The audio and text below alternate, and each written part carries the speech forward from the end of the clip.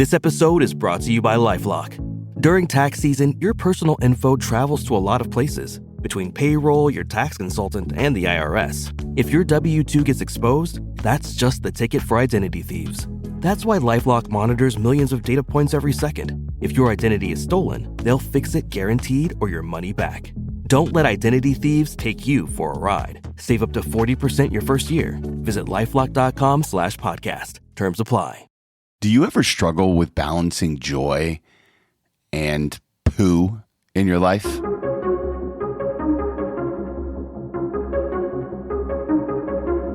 Hey everybody, welcome back to the Reclamation Podcast, where our goal is to help you reclaim good practices for life and leadership in Christ. I'm so excited today to have a local guest. Rebecca Rine is a coach. She's a voice of wisdom. She's somebody that you need to listen to, and she balances the very real nature of joy and pain, of joy and poo, as she calls it. It was such a fun conversation with her. I was introduced to her through a dear friend of mine, Nicole, and I think that she's got so much to offer us. I like the way she talks about rewiring your brain and studying quiet whispers. Such a good conversation with Rebecca. If this conversation is helpful to you, do me a favor, follow her all over social media. It would be such a huge help to her as she continues to build her coaching business. And if you're looking for a good coach, especially if you're a young woman out there and you're looking for a female voice, she would be an excellent, excellent resource. So now, without any further ado, here's my conversation with Rebecca Rine. Hey, everybody. Welcome back to the podcast. I'm so excited to have entrepreneur, author, and coach Rebecca Rine with us. Rebecca, thank you so much for taking the time and your willingness to jump on the podcast today. Thank you. Super excited to be here. Well, you mentioned before we hit record, you've listened to a couple episodes. So this first question may not be a surprise to you. I love to start in the macro and kind of go deep right off the bat. And I love to ask the question, how would you describe the calling that God has placed on your life? Yep, I definitely have heard you ask that question before. So all this week, I've been kind of looking for clues to tell me, like, God, tell me, where are you showing up? And really, everyone hopes for this big magical moment, like this big revelation. And I've never had that. My whole life has been steady, quiet whispers from God. And I'm 47 now. It's taken me 47 years to really be like, that was God. Oh, that was God. That small moment in nature, that was God. Like these small little revelations. So I think God shows up for me. He's calling me to be a quiet leader, a leader who's like, I liken to myself as to like the everyday Joe. I'm like the everyday Joe of spirituality. I love to show people that I'm so broken. I'm so confused. Sometimes when I go to church, I've got major imposter syndrome. And I used to kind of hide that and be like, oh God, everyone else is getting it, but I'm not getting it. But now I tell people, like, I don't always feel it the way others feel. And that's okay. God's wiring us in a certain way to communicate to each other. So mine is never going to be like praying to thousands of people and leading groups. I'm the one who's kind of like in the corner with the drug addict who's recovering saying, I know, man, I know. It's hard, isn't it? But Jesus loves you. Like those are the people I'm showing up for, kind of the, not misfits, but people who have kind of been scared off by traditional church. God calls me, I really feel, to walk with those people. I feel most comfortable with people who feel maybe intimidated by church and God, and they can't wear their spirituality on their sleeve. They're waiting for someone to give them permission, to invite them to the table, to say, gosh, we're all confused. We're all flailing. Come with me. You're cool. We got this. So whatever that means, I don't know how God is doing that in me, but that's the consistency I see throughout my entire life. That's who I am. I make people feel comfortable. I say, come with me, because I don't get all of it either. Here's the secret, Instagram is fake. They don't get it either all the time. Right. Amen. So come with me and we'll chat about it. And just this past year, especially, I've gone to couples camp with my husband through the church I attend. And really, I've felt God speak to me of like, be a leader. He keeps saying, be a leader, take action. And I'm not a leader per se. I'm more of a, hey, I'm going to have fun and see where life takes me kind of person. Like a little bit too fly by the seat of my pants, but I feel like God has been calling me to be like, You've got what it takes. Like, stop looking to others to provide leadership to you. Present Jesus to the world in the way that you know how, your best language. And I was shy about that for years because I'm like, well, you have to be this, this, and this to be a Christian. And I'm just not that. I'm not the mom who's buttoned up and quiet and making cookies for her kids. I'm more like, and I grew up in New York, so I'm like, hey, come on. Like, real boisterous. And I don't fit the bill of what I perceive as the perfect Christian, which that's all in my head. That's no one else's fault but mine. But I think God wires us to be exactly who we are. And when we're not who we are, that's a disservice. And that's essentially, in a nutshell, what I think God is calling me to tell people. Show up as you are, because who you are is so cool, so amazing. We all have room to be better, but celebrate. If God delights in me, like, that really rang a bell with me this past year. I heard someone else in my Bible study say, God delights in you. And it made me emotional because I still get choked up when I think about God delighting in me. Like, isn't that amazing? Like, yeah. After all the mistakes we make and the times we don't trust him, the times where our ego takes over, God's like, come on, dude, you're amazing as is. You don't have to prove yourself to me. I've already delighted in you from the second I've known you. That's powerful. I didn't expect to get emotional already, but that's who I am. I'm just so real. I'm just like, yeah, and here we are. Yeah, that answers your question. God calls me to be real, and to be vulnerable, and I just love connecting with people by showing them you don't have to wait for perfection to arrive. God loves you as you are. Come into the table, bringing everything that you have, because you are who you are on purpose. It's no mistake. Now, I think that this version of leadership, and I think there's probably lots of different types of leaders listening, and you're relating with a lot of them right now. I'm kind of curious, was this kind of was this a catalytic moment in your life where you started to see the people on the margins? Was there a story in your adolescent life, or your younger life, or even in your young adult life? Or was this more of just like, over the years, you began to see the people on the margins in a way that other leaders didn't? If I think about it, and I have thought about it this week, it kind of started when I was 13. I was born with hip dysplasia. It's pretty severe, so I had to have surgeries from the time I was 6 months old, again when I was 2 years old, and full-length body casts. And then again when I was 13, my hip was still falling out of socket, so they tried to rebuild it. I was on a body cast again for 2 months, and then on crutches for a full year. And really, when I think about it, you have 2 months to sit around and think of nothing. And I was 13. There was no internet back then. There wasn't even, I didn't have cable. I didn't have anything. So I just sat there and really started to do some deep thinking. And I really started to feel God kind of talk to me back then, and feel the pain of others. I saw kids with cancer at the hospital.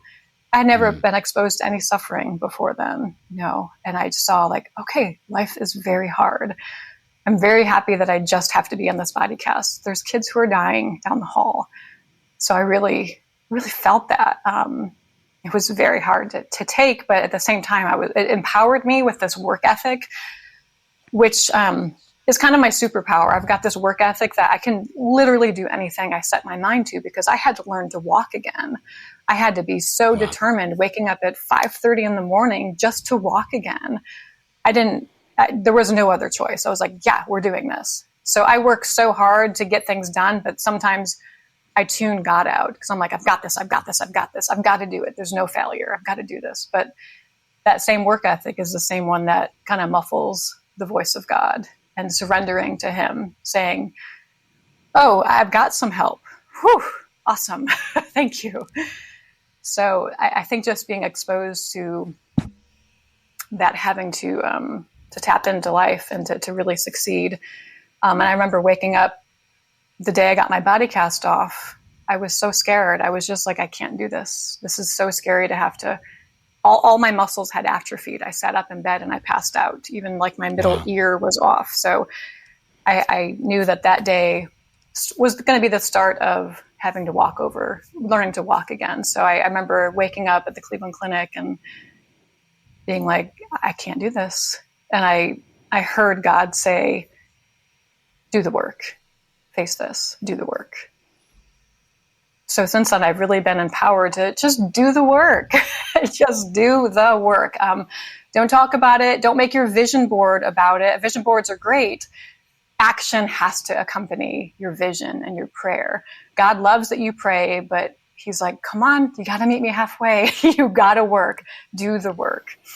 So that's really where my heart started to open up of like, okay, do the work. And seeing people on the margins, yes, that's always been on my heart.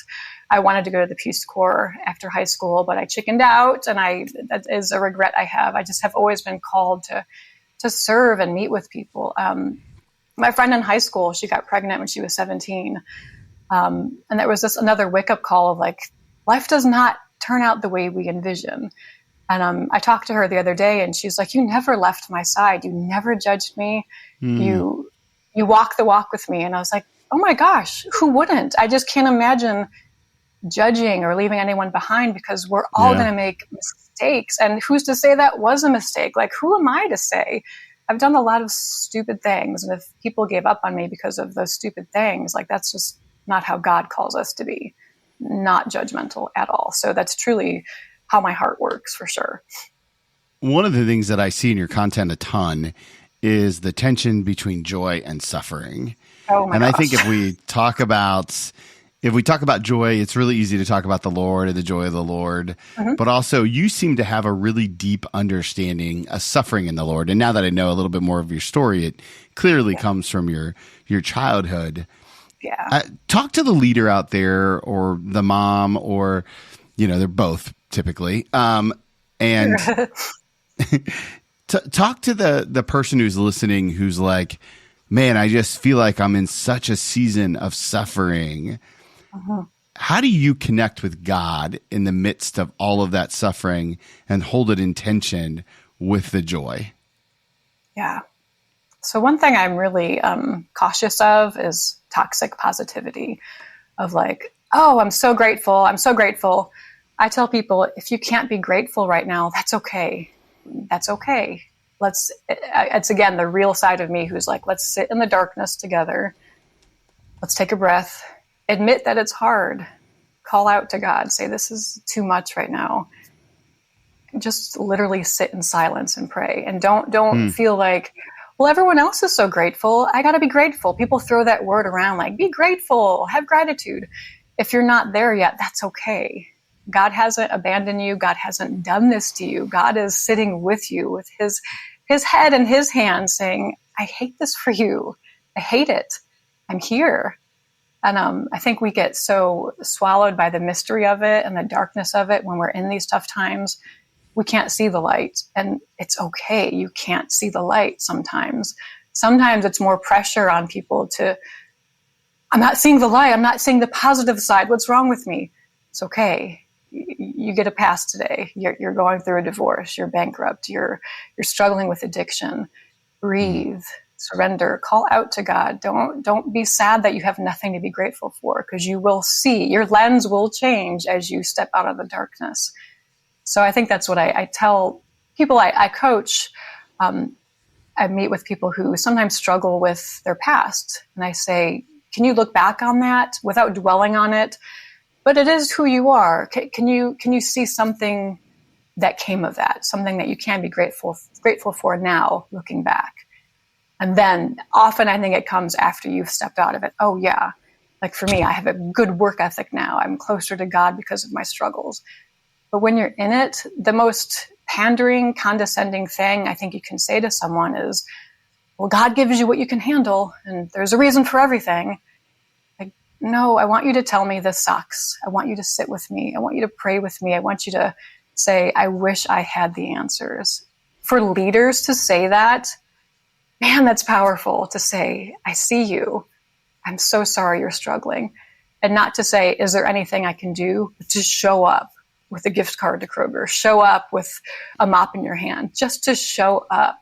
And again, it's the action. It's not saying, can I help you? Because I'm divorced. When I went through my divorce, people would say, oh, I wish I could help. And I'm thinking like, you could. I'm really poor right now. I'm struggling. Right. And I was secretly hoping, like, people, I wish you would just show up with a gas card, because this is hard raising 2 kids on my own. But I guess that vulnerability is what I would tell leaders is your ultimate superpower. And it is our instinct as Christians to say, oh, this Bible verse says this. That's fine, but someone might not have the bandwidth to be there right now when they're struggling.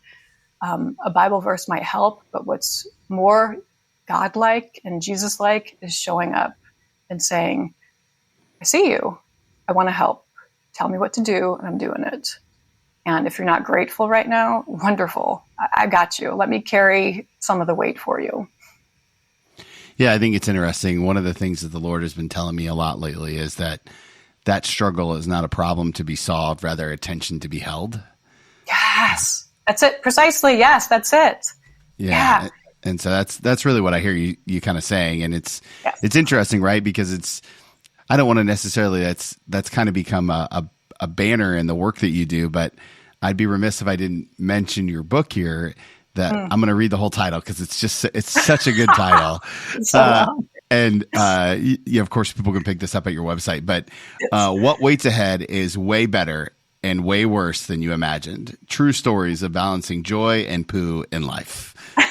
Yes. So first time in almost 300 podcast recordings that I've ever had poo in the title of a book. So congratulations. Yes.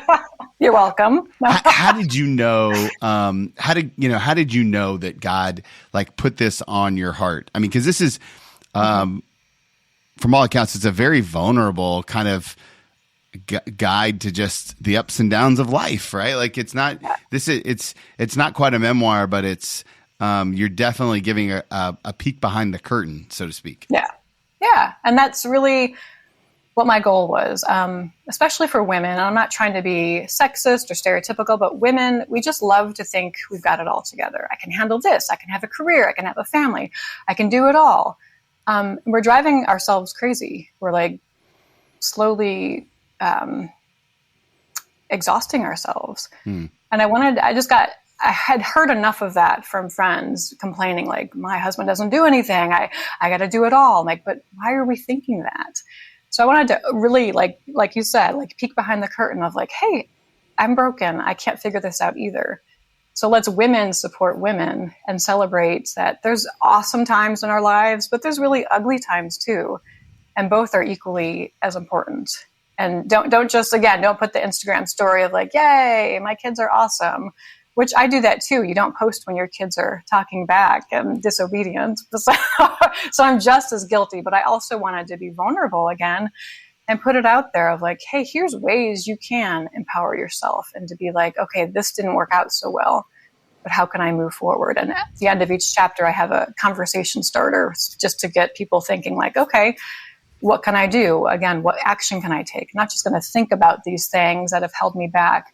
How can I change the trajectory of my life? No longer sit in these imposter syndromes of like, well, I can't do that, or limiting beliefs of like, I'm not good enough. How can you change it? How can you move forward? Because I think women, we do get into these kind of self-conscious spirals where we're like, oh, I'm getting older. Oh, I'm not cute enough. Like, I don't know that men struggle like that. So I really wanted to speak to women of like, can we think beyond surface? Can we think about our brains, not just our bodies?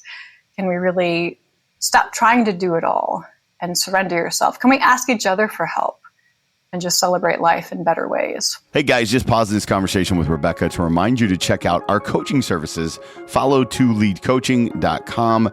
Follow the number 2leadcoaching.com. I work with Christian executives as they live a life of integrity. What's integrity mean? It means a fully integrated life. This idea of integrity is so important to me, and I want to help you walk with Jesus as you lead others and be the most successful executive that you can be. Not only executive, but husband, mother, father, daughter, all the things. So if there's any way that I can help you, check out our website, follow the number 2leadcoaching.com.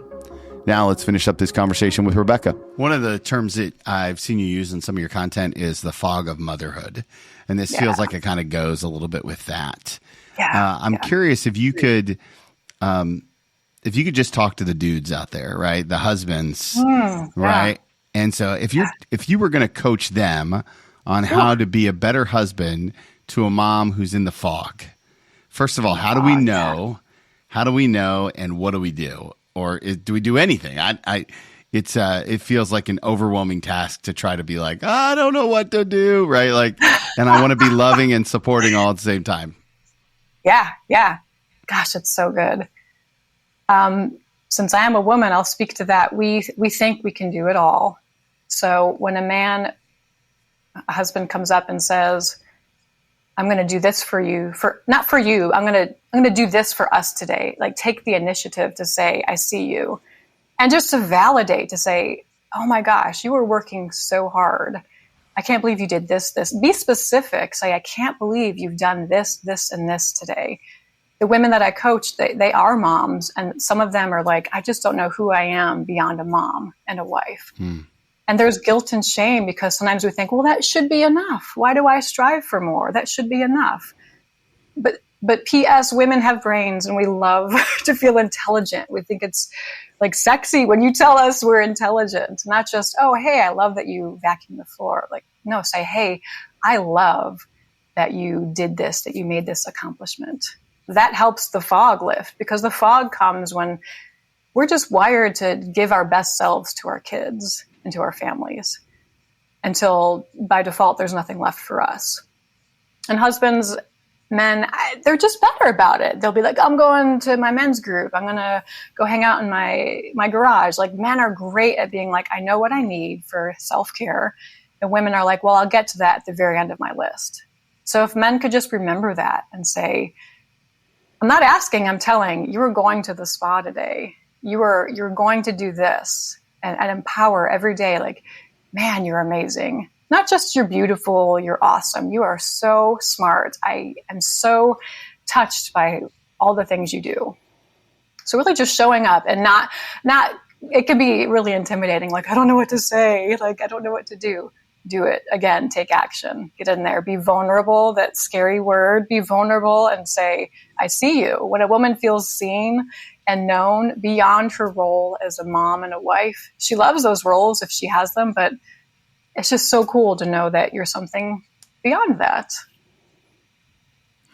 One of the things that we say around here a lot is that if you're not dedicated to your disciplines, you'll be destroyed by your distractions. Yeah. And I notice one of the things that you do in your coaching process is to work with people to develop better habits. And so imagine that you were coaching this mom, female executive who's got 1,000 things going on.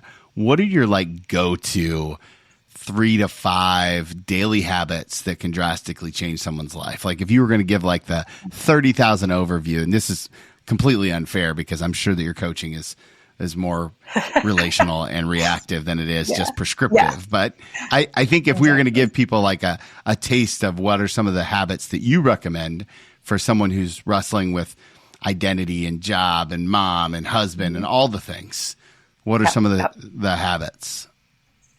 Yeah. And so, like you said, it's not prescriptive. It's like we start to get to know each other, and I'm like, okay, I hear you saying this. I hear you saying that.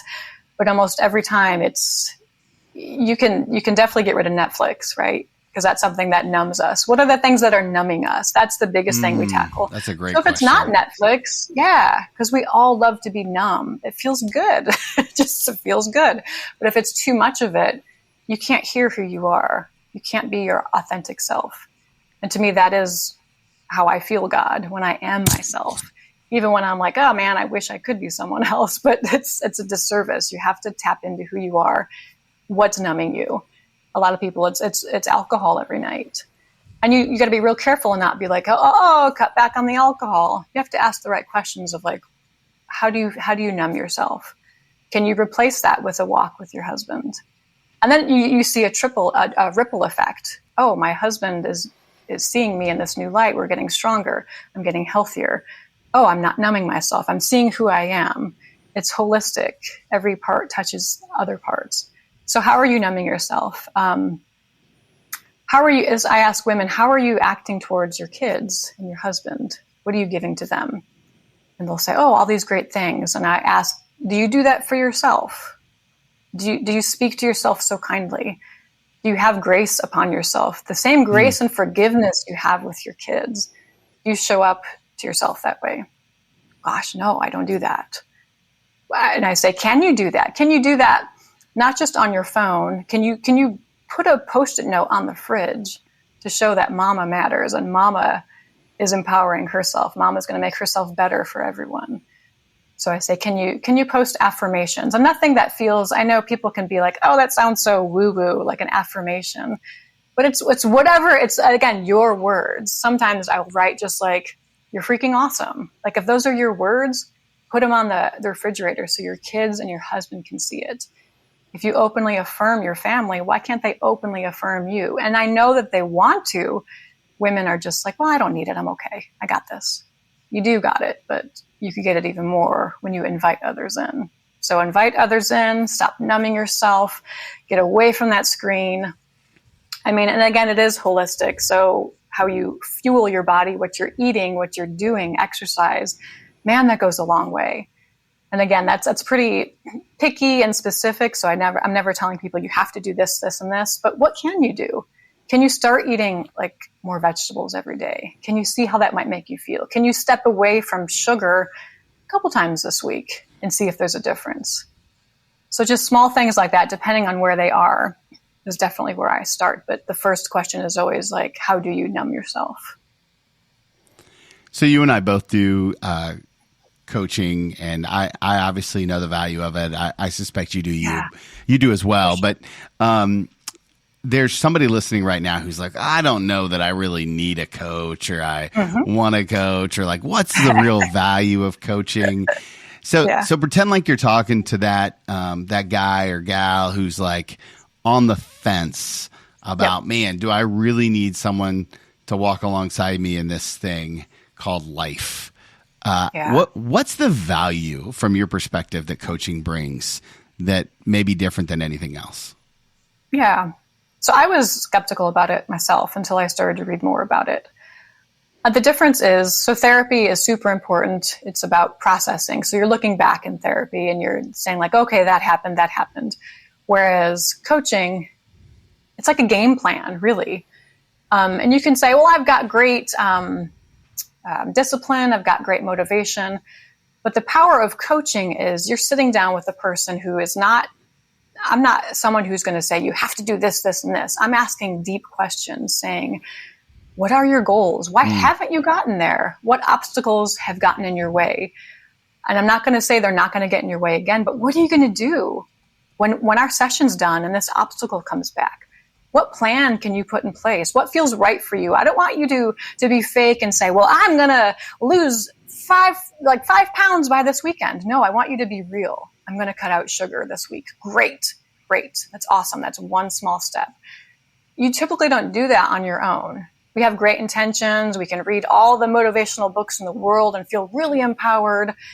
And we just often don't have the ability to execute, to move on. Yeah. So when you have a coach, and then this is what I love about coaching, what really surprised me, the power of sitting down and repeating back to the person, like, you said the word failure 5 times in this session. And they're like, what? No, I didn't. I'm like, oh, I'll send you the Zoom recording because you did. And like, we just don't know. We have these thoughts in our heads that they're just there. They set up camp for our whole lives. We don't question them. We've become that person. We pigeonhole ourselves into these little boxes. And then when someone says, I hear you say this, you've been saying this a lot, what does that mean? They just often get emotional and say, oh, I know why. It's because of this. Okay, great. We're not going to dwell on that. We're not going to pick at that scab. We're going to honor it. We're going to say, yep, it's part of me. How can I support you as you move on? What goals do you have this week? Just to have that mirror held up to your face, no one does that to themselves enough. So coaching really illuminates who you are, what's missing, what are my blind spots, what's affecting my success, and who am I? We can think, I know who I am, but when someone echoes that back to you, man, that's powerful. A lot of my clients say, I'm so glad that you saw this, because I kind of thought that was true about me too. I really have been feeling that. They feel empowered of like, okay, I'm not just imagining this. And they get a little confidence and move beyond just, again, these limiting beliefs of like, I can't do this, or I should feel ashamed that I want to do more than be a wife and a mom, rather than, oh no, that's God. God calls me to be my authentic self. And sometimes you need a partner to do that. Someone, this is an important part, someone who's not a friend, someone who's not a spouse, because they're just going to like be your cheerleader, say, yeah, you've got this. Yeah. I'm calling them out on things that I hear. Like, hey, I couldn't help notice that it seems like you're not confident because of this thing that happened. How can I help you move past that? Whereas your husband might be like, I'm not going there.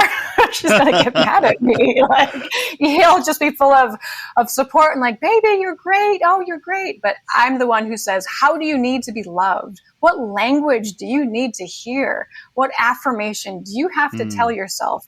What affirmation do your kids have to tell you? Because then, holy cow, you're teaching your kids that mama matters.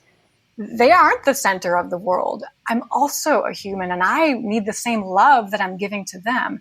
It really gives them the gift of loving their kids one day. They'll know how to love and show empathy. And to see that mama is kind of struggling, and that's okay.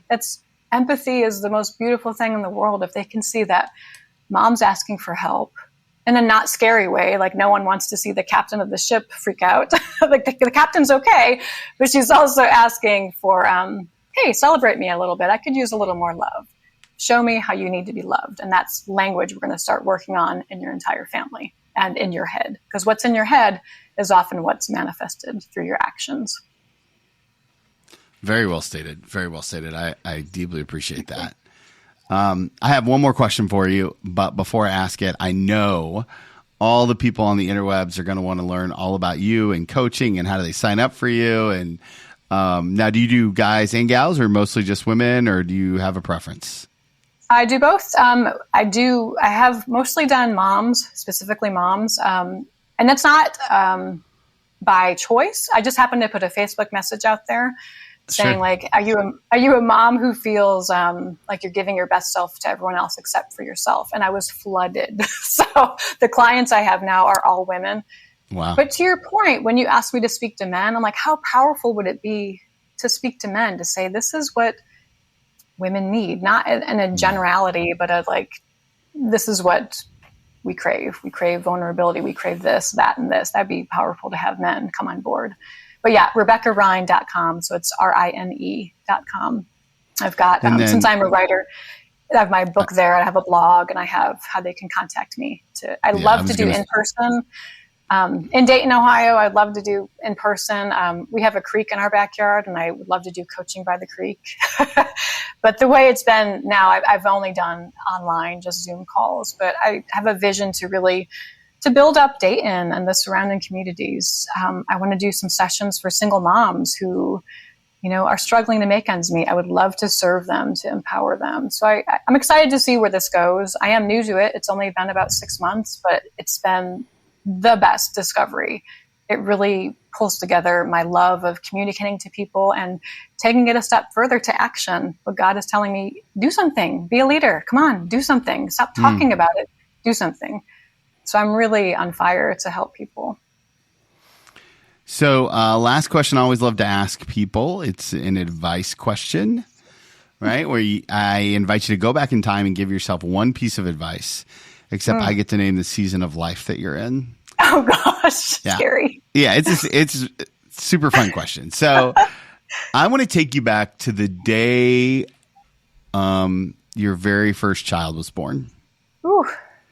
Right? If you could go back in time and pull up a chair with that younger version of yourself, that young mom, sit knee to knee with her, hold her hands, and look her in the eye, what's the one piece of advice you're going to tell her, knowing everything that you know today?